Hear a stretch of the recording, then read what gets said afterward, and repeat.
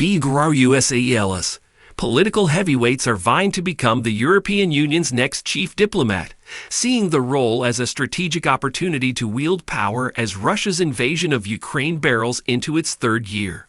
The High Representative of the Union for Foreign Affairs and Security Policy and Vice President of the European Commission chairs regular meetings of the EU's 27 foreign, defense and development ministers and represents the EU at G7 and G20 ministerial meetings.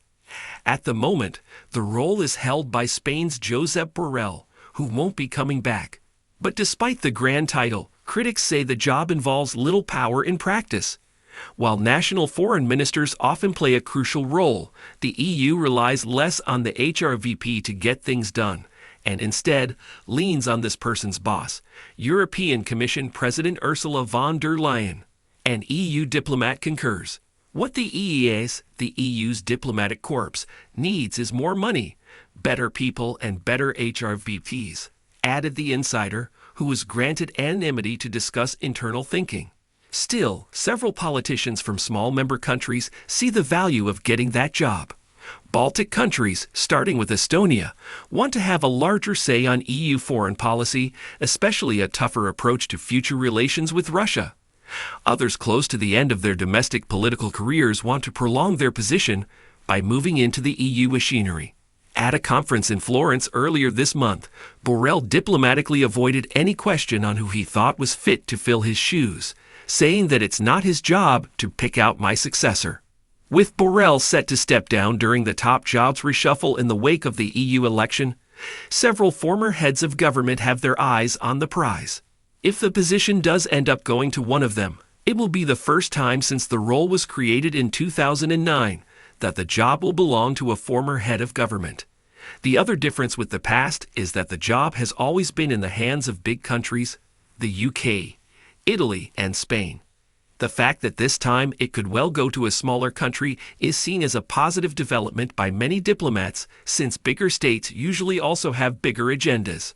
In the EU system, the most senior of the top jobs is Commission President, and because the European People's Party is expected to remain the largest group after the election, it will get that post.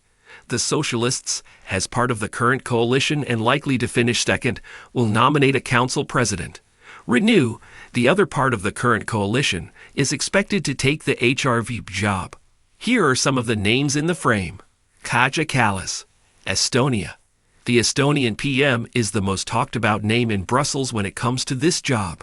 3 French officials with direct knowledge of the talks on the future HRVP confirmed to Politico that Emmanuel Macron's office has been eyeing Kallas to succeed Borrell. But all 3 also said the French president was keeping his options open.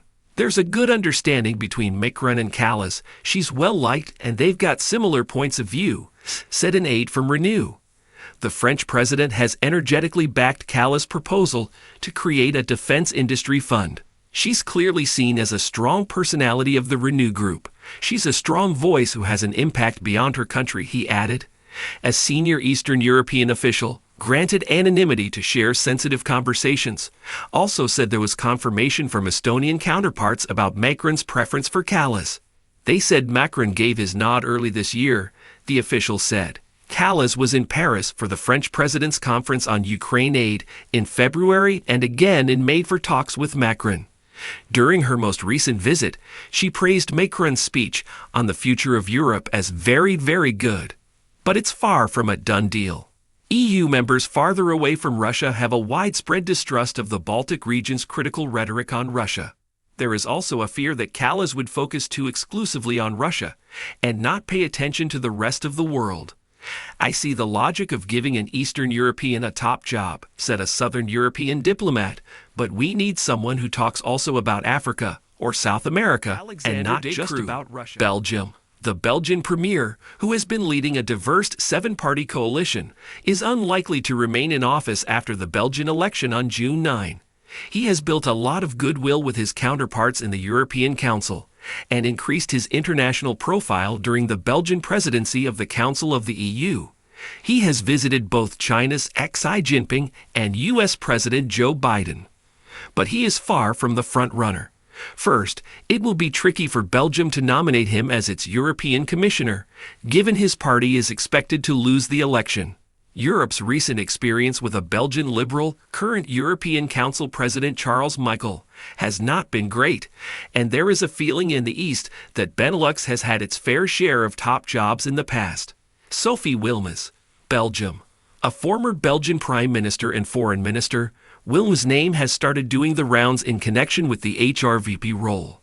Wilmès stepped down from public office in 2022 to take care of her ill husband. She is running in the EU election, at the top of the list of the Francophone Party Movement Reformateur. However, her main focus is on Belgian politics, and local officials expect her to use the European stage as a way to return to the domestic scene, potentially even returning as Prime Minister. Her past close relations with Michel could be a weakness when trying to land a top job in Brussels. Xavier Bettel, Luxembourg. Many of the same concerns raised about the Belgians also apply to Bettel, the current Luxembourgish foreign minister. Jean-Claude Juncker, a predecessor of Bettel's as Luxembourg's PM, was president of the European Commission until 2019.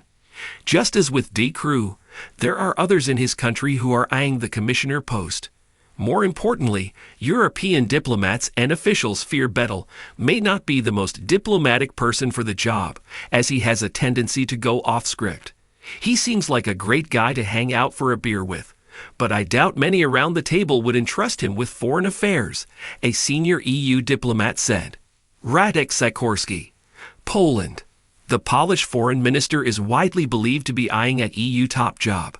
Sikorski, a favorite to be the EU's first-ever defense commissioner, is also said to be open to other jobs such as enlargement commissioner or the HRVP. Supporters say he's shown himself to be an effective communicator, including during a February appearance at the United Nations when he debunked Russian disinformation.